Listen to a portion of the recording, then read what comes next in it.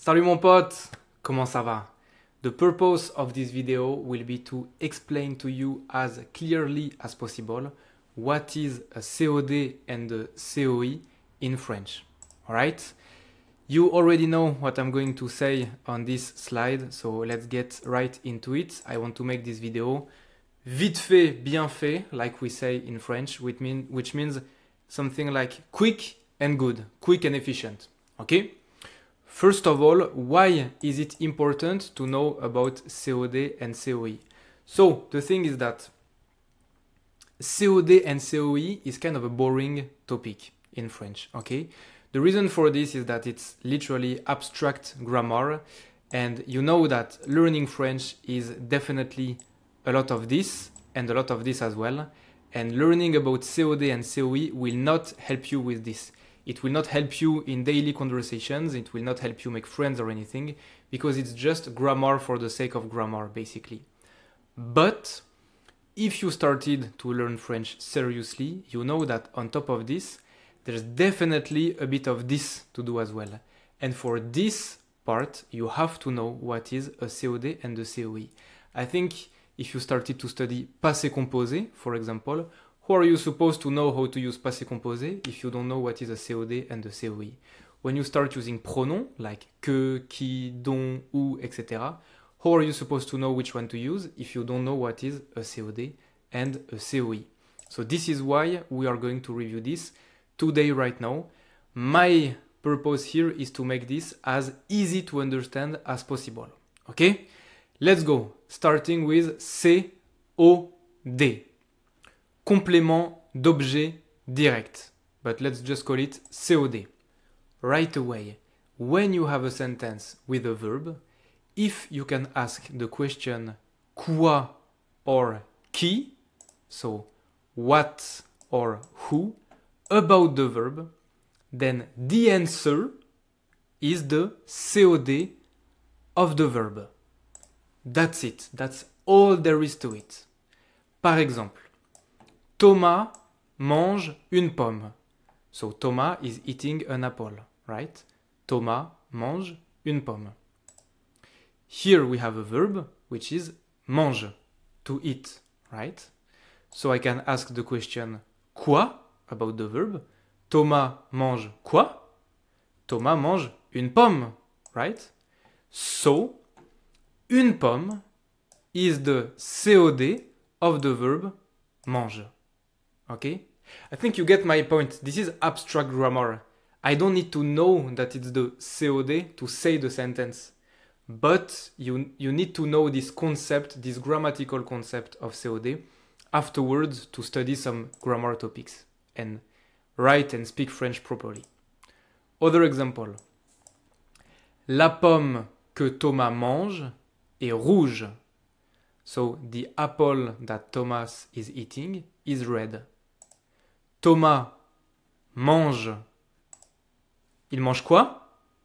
Il mange la pomme. It's still, like COD can be before the verb, after the verb, can be anywhere in the sentence. Don't get stuck in the idea of COD being after the verb. It doesn't have to be this way.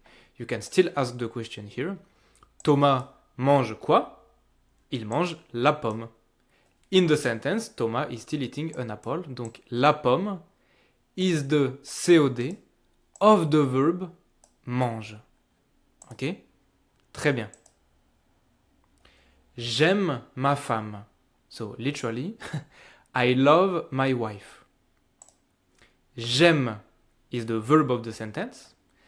I can ask the question. J'aime qui? Who do I love?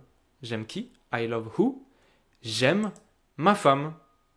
So, ma femme is the COD of the verb aimer. That's it. That's all there is to it. Literally, that's it. That's as easy as it can get. I hope. And the question to ask, it's not à quoi, à qui, de quoi, de qui, or I don't know what. It's just quoi or qui. That's it. Quick practice exercise. I want you to read these sentences and to highlight what is the COD in these sentences. You can pause the video here and do the exercise.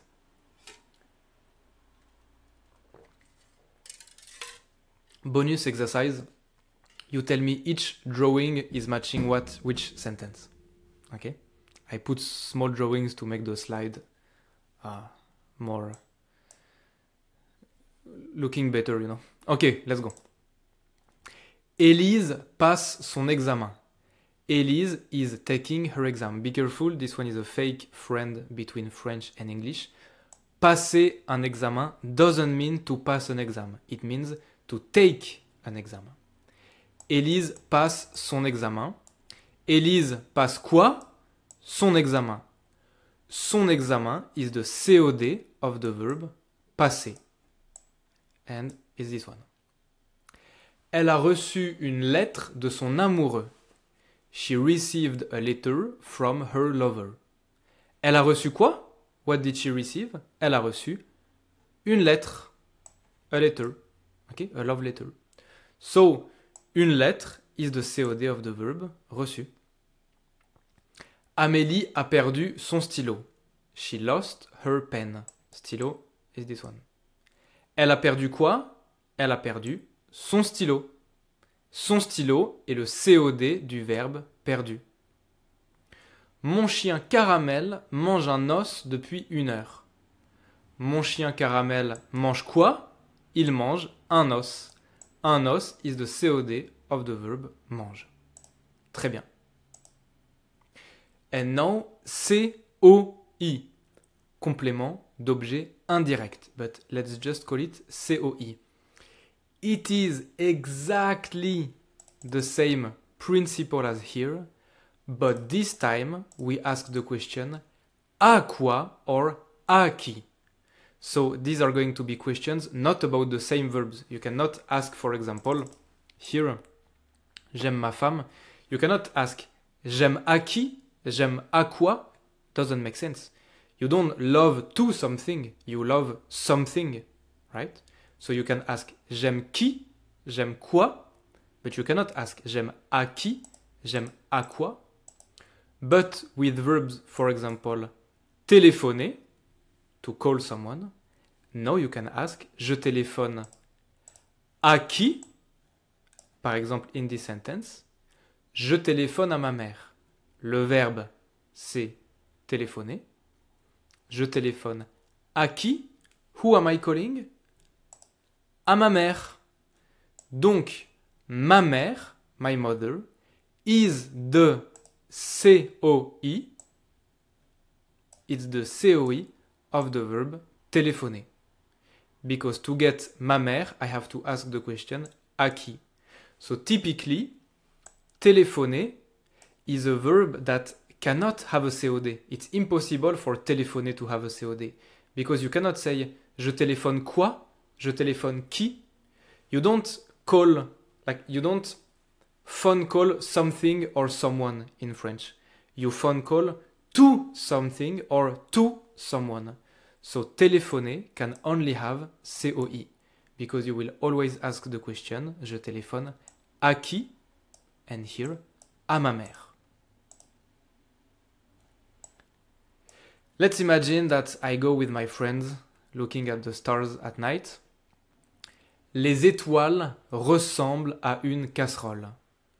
The stars, les étoiles, ressemblent, they look like, une casserole.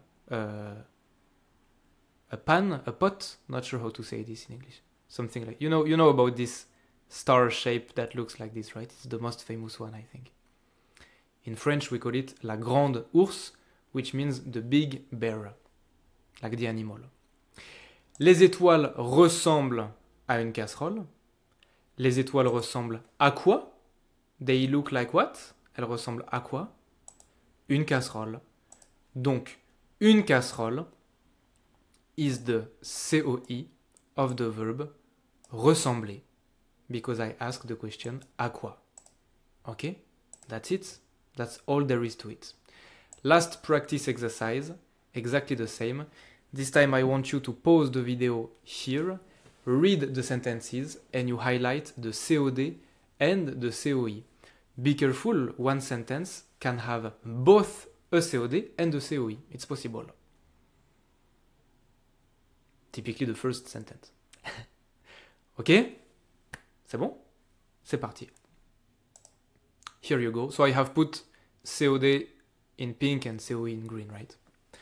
Je donne un livre à mon frère. Je donne quoi? Un livre. Donc un livre is the COD of the verb donner. Je donne un livre à qui? Mon frère. So mon frère is the COE of the verb donner. Très bien. Je pense à mon prochain voyage. I think about my next trip. Je pense à mon prochain voyage. Je pense à quoi? À mon prochain voyage. What do I think about? About my next journey, my next travel, my next trip. Donc mon prochain voyage is the COE of the verb penser. And that's the same logic for every sentence. I don't think there's much point in reviewing all of them. That's it. That's all. Listen, I really hope that it's clear. I think this is the best I can do to do a easy explanation in about 10 minutes of COD and COE. Don't try to overthink it. Obviously, you can guess that I'm very slightly oversimplifying it a bit here maybe, but honestly not even so much. Like here you have everything you need just to understand what is COD and COE. And from now on, you can go to using pronom, passé composé correctly and everything. Ok? That's it. Ciao mon pote. Bisous.